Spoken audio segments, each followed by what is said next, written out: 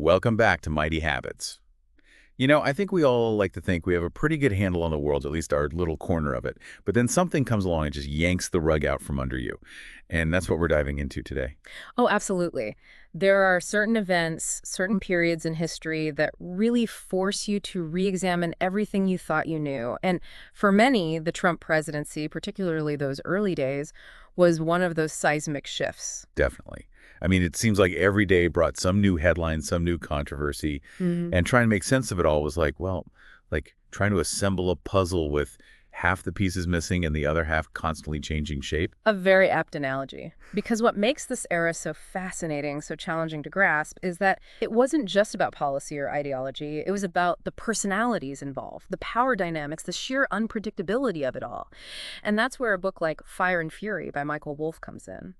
It claimed to offer a glimpse behind that curtain into the inner workings of an administration that seemed to defy all the norms. Right. And it instantly became this cultural phenomenon. Some people hailed it as this revealing expose, while others dismissed it as gossip and fabrication. But love it or hate it, the book sparked a conversation that we can't ignore. Yeah. So what we're doing today is dissecting Fire and Fury, not to endorse or debunk its every claim, but to really examine what it tells us about power, about leadership, about the human beings at the heart of it all. Because I think that's what makes this more than just political drama.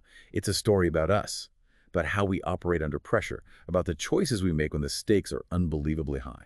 And what makes this particular account so potent is that it doesn't just recount events. It offers these intimate portraits of the players involved, their motivations, their flaws, their ambitions.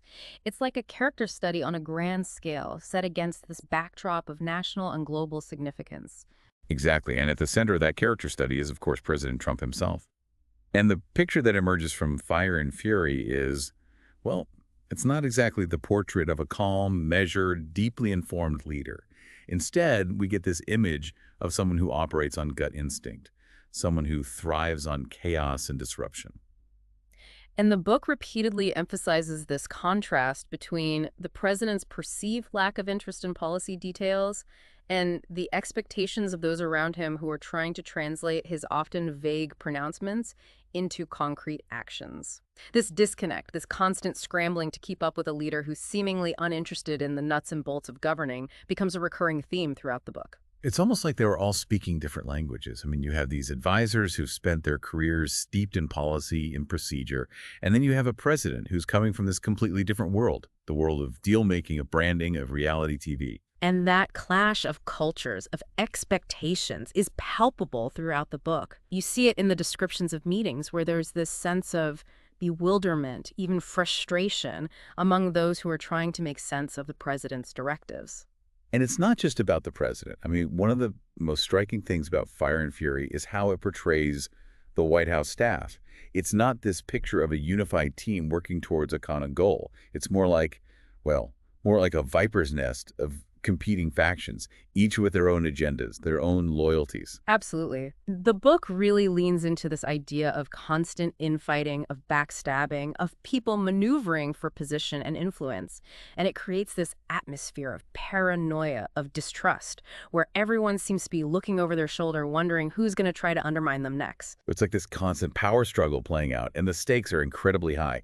These aren't just office politics. These are decisions that could have global repercussions. And what makes it even more intriguing is that the book doesn't shy away from naming names, from attributing specific criticisms and doubts to individuals within the administration. These aren't just anonymous whispers. These are on-the-record statements that, if true, paint a very damning picture of the competence and the loyalty of those closest to the president. Right, and that's where the controversy really heats up. I mean, these are serious accusations, and they were met with immediate denials, with counter-accusations of bias and fabrication. Yeah. It becomes this war of narratives, this battle over who's telling the truth, and it's hard to know who to believe. And that's precisely the challenge we face as consumers of information, especially when it comes to accounts that are this politically charged. We have to develop these critical thinking skills, these filters, to help us sift through the noise and determine what resonates as potentially true, what might be exaggeration, and what might be outright falsehood. And I think that's where Fire and Fury, even with its flaws, its potential biases, has some value. Because it forces us to engage with these uncomfortable questions, to confront the messiness of power, the human element that often gets overlooked in these sanitized versions of history. It reminds us that even at the highest levels of government, it's still people making decisions, people with their own ambitions, their own insecurities, their own blind spots. And that realization, that humanization of power is both fascinating and terrifying. Absolutely. And it raises this question. If even the most powerful people in the world are subject to these same human flaws, these same internal conflicts, what does that say about our systems of governance? About the checks and balances we rely on to prevent those flaws from having catastrophic consequences? That's the question that lingers long after you finish reading Fire and Fury. It's not just about the Trump presidency, it's about the nature of power itself, the fragility of our institutions, and the responsibility we all have to be informed, engaged citizens. Because ultimately, regardless of your political affiliation, your opinion of President Trump, the events of this period in history have implications for all of us.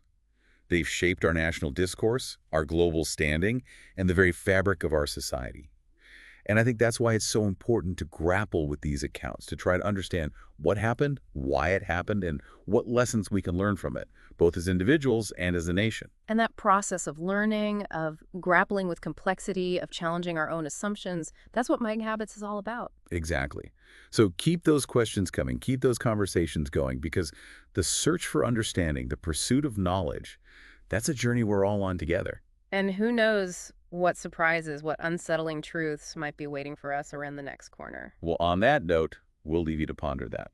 Until next time, keep those minds sharp and those habits mighty.